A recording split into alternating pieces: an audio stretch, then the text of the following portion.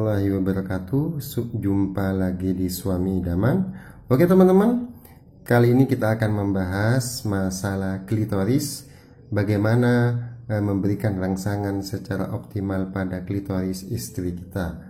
Nah, sebagaimana kita tahu semuanya ya teman-teman ya, ini adalah contohnya gambarnya. Ini adalah klitoris si kecil ajaib ya. Cuman klitoris ini fungsinya hampir sama dengan kepala Mr. P kita. Ini adalah titik rangsang wanita yang paling besar, sedangkan kepala Mr. P adalah titik rangsang yang cukup besar bagi laki-laki.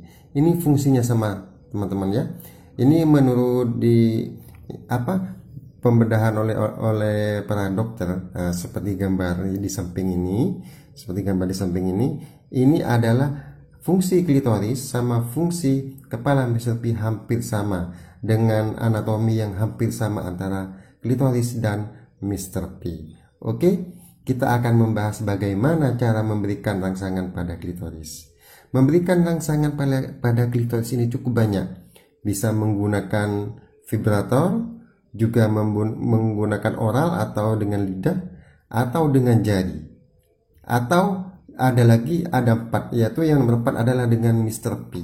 Dengan Mr. P ini biasanya kita gesek-gesekan di kepala Mr. P, kita gesek-gesekan, atau waktu Mr. P melakukan penetrasi ke vagina akan menyentuh bagian klitoris. Cuman untuk menggesekkan Mr. P ini perlu posisi tertentu, sehingga waktu penetrasi batang atau kepala Mr. P akan menyentuh klitoris. Namun kali ini yang akan kita bahas dengan memberikan rangsangan dengan menggunakan jari.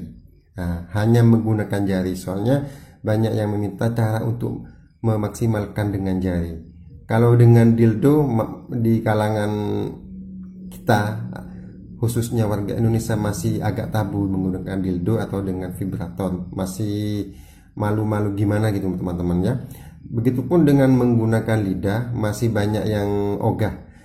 Baik dari istri kita merasa kasihan kalau daerah intimnya dijilat-jilat sama suaminya, merasa kasihan, atau dari sisi suami masih merasa ada jijik, rasa yang kurang pas, rasa yang kurang enak atau enek atau gimana. Nah, sejalan satu-satunya untuk merespon klitoris ini yang paling aman dan banyak digunakan dengan jari. Kita bisa menggunakan jari 1 atau 2. Bagaimana untuk merangsangnya? Oke, itu yang kita bahas ya. Pertama, yang terpenting untuk merangsang klitoris adalah di dalam vagina ini basah. Bagaimana supaya vagina ini basah? Yaitu dengan memberikan foreplay yang cukup, khususnya di daerah payudara. Bila payudara itu dirangsang dengan bagus, putingnya maupun payudaranya dipijat-pijat dengan atau diremas-remas dengan lembut, maka secara tidak langsung di vagina ini akan mengeluarkan lendir, supaya kita dengan mudah untuk merangsang klitoris ini. Tapi untuk merangsang klitoris ini kita jangan langsung eksekusi bagian klitoris ini teman-teman ya. Kita masih harus menepuk-nepuk di bagian dinding-dindingnya sini. Kita harus masih menepuk-nepuk bagian di labium minora sini atau bibir luar dulu, di bagian luar dulu, diremes-remes, misalnya dengan cara digosok-gosok dulu seperti ini. Digosok-gosok, jangan langsung mengeksekusi bagian itu ya. Digosok-gosok dulu dengan lembut. Setelah di bagian labium mayora, baru ke labium minora sebelah sini.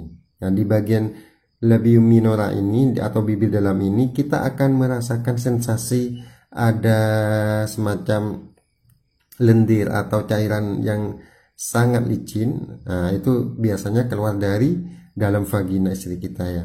Kita akan merasakan sensasi yang sangat licin. Ya, lendir itu kita akan menggunakan untuk di bagian klitoris ini ya. Nah, di bagian klitoris ini kita menggunakan lendir ini, soalnya kita menggunakan dengan jari. Kita akan menggunakan bagian klitoris ini dengan lendir. Caranya bisa menggunakan satu jari atau dengan 2 jari.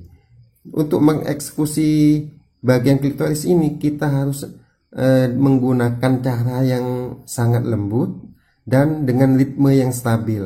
Soalnya kalau dieksekusi dengan kasar maka akan mengalami kesakitan. Kita harus mengukur supaya di daerah sini sangat licin. Kalau tidak licin maka akan sakit. Soalnya di sini banyak ribuan saraf yang terdapat di dalam sini. Setelah licin kita bisa menggunakan, contohnya kita bisa menggunakan menyentuhnya, umpamanya ini liang vagina ya. Kita dengan satu tangan pertama gitu, dan bisa dari bawah ke atas atau dari atas ke bawah, atau dengan diputar-putar, dengan diputar-putar begini teman-teman. Nah, dari searah jarum jam atau berlawanan dengan jarum jam, terserah. Itu kita harus tanya istri kita bagian atau cara mana yang lebih disukai. Soalnya tiap wanita tidak akan sama. Ada yang suka digesek-gesek dari bawah ke atas, ada juga yang dari atas ke bawah, ada yang cuma seneng ditepuk-tepuk seperti ini, ada juga yang seneng yang diputar-putar.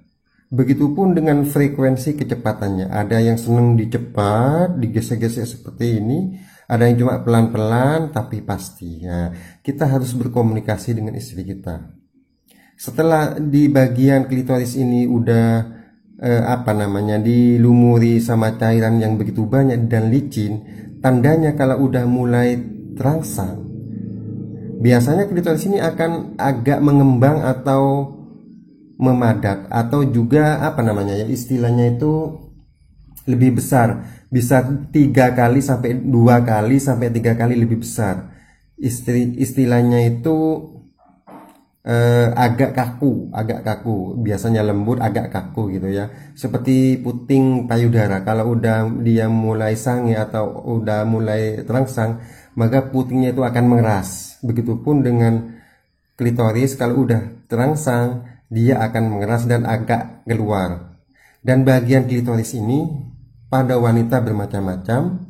Ada juga masih tenggelam gini, ada di bagian dalam masih ditutupi kulit tipis labium mayora ini, ada juga yang langsung menonjol di luar. Jadi tiap wanita tidak akan sama.